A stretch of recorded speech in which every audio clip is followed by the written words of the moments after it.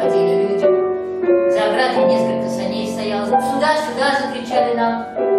Я приказал подъехать. Выходи же скорее, сказал мне Петр. Невеста в обмороке, поп не знает, что делать.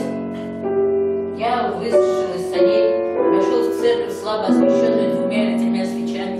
В углу сидела девушка, другая терла ей виски. И, слава Богу, сказала она, на силу вы приехали, чуть было барышни молили. Старый священник подошел ко мне. Мне кажется, начинать. Начинайте, начинайте, сказал я рассеянно. Девушку подняли.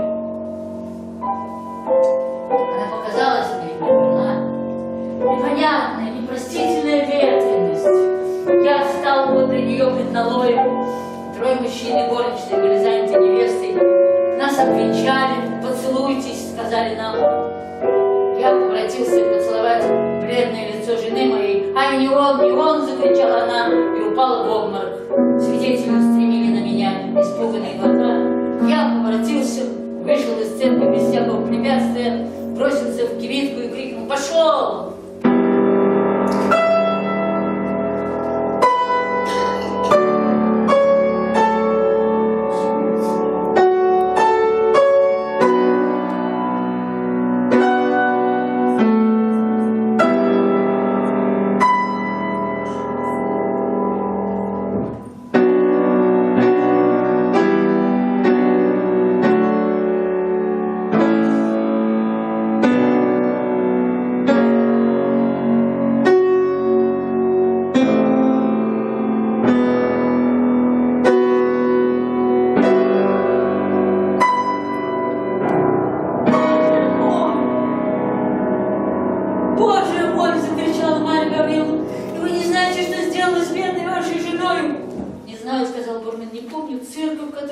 Не помню деревни, от которой отъезжал.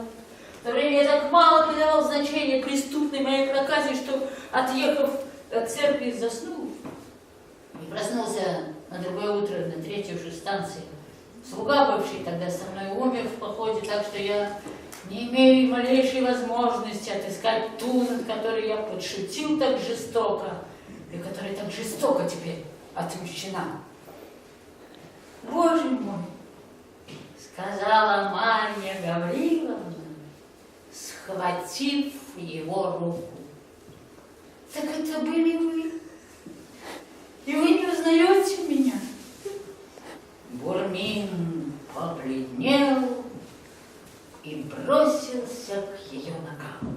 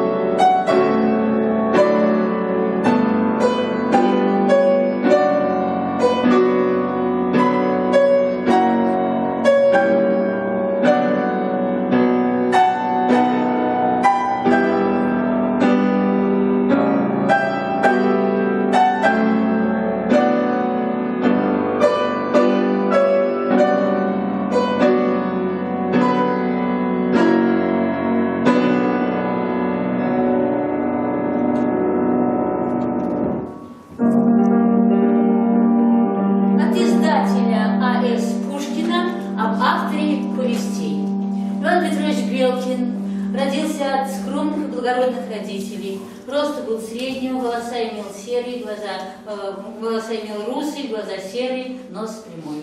Вышеупомянутые повести большей частью справедливы. Во всяком случае, над каждой повестью господин Белкин подписывал «слышано мною от такой-то особы, чин и звание, и заглавные буквы, имени и фамилии». Да вот, выпуска для любопытных изыскателей.